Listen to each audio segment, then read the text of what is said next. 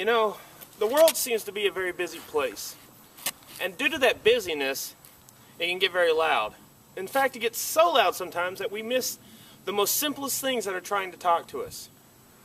You know, I mean, that's why I like places like this, like here at this lake at Camp Sumatonga. It's quiet. And to tell you the truth, I get some of my best thinking done when it's quiet. You know, it's this quietness that kind of reminds me of a story in 1 Kings chapter 19. You see, in that story, Elijah, the prophet, was hiding in a cave. And God showed up and said, "What are you doing? Why are you hiding?" Well, Elijah said that he was scared because the people of Israel had forgotten and rejected God's teachings. Well, God said, "Why don't you go to the mouth of the cave because I'm about to pass by." And all of a sudden there was a wind, and then there was an earthquake, and then there was fire. But God wasn't in any of these things.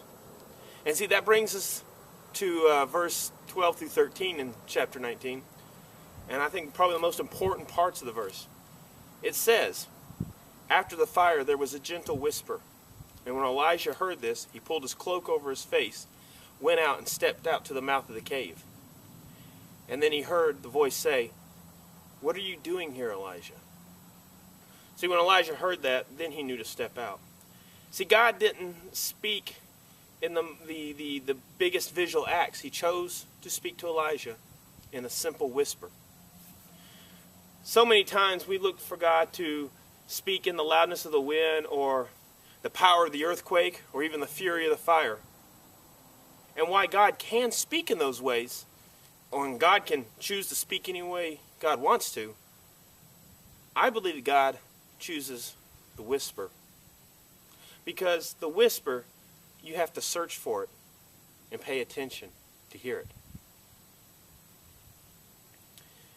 You know, the world can get so loud that we don't hear that whisper. And the best way to do it is to just slow down and be in the quiet place.